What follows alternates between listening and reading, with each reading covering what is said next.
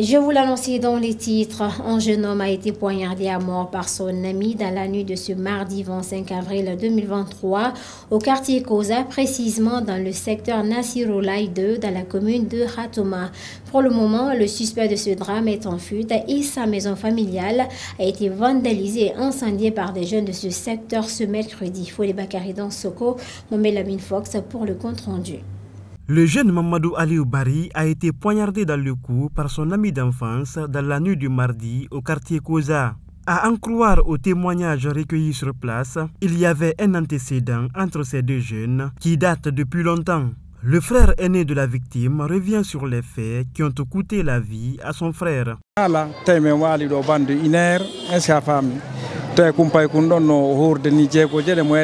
à 1h du matin qu'on nous a réveillés pour nous dire que notre frère a été assassiné par le voisin. Je me rappelle qu'il y avait eu un petit conflit entre eux. Mon frère a été blessé. Arrivé au commissariat, les deux familles ont jugé nécessaire de régler cette affaire à l'amiable. Hier soir, les deux se sont affrontés encore à nouveau, parce que tout simplement, l'un a piétiné l'autre. D'ailleurs, c'est ce qui a conduit mon frère à la tombe.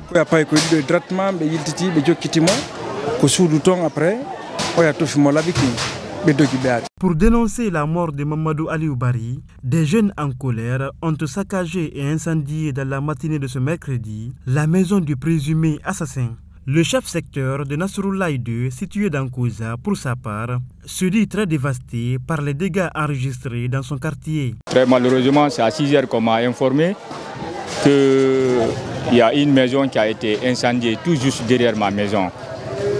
Soudainement, quand je suis venu, j'ai constaté les faits, j'ai demandé. On me dit non, ce n'est pas les bandits, mais plutôt c'est un jeune qui a été poignardé. Finalement, il a été tué par son ami.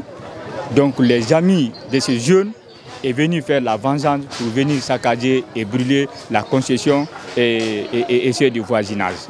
Yaya Tivalo dénonce la négligence des forces de sécurité dans la protection des personnes et leurs biens en Guinée.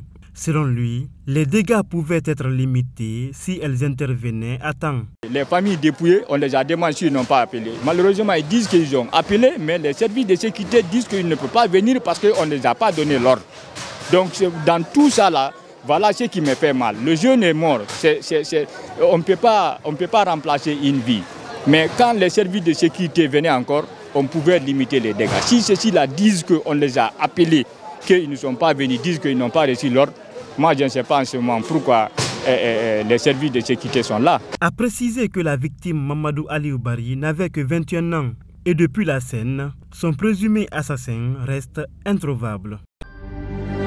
C'est ainsi que prend fin cette édition d'information, mesdames et messieurs. Surtout, les infos continuent sur nos différentes plateformes de communication digitale, Facebook, Instagram, Twitter, LinkedIn, YouTube. Bonsoir.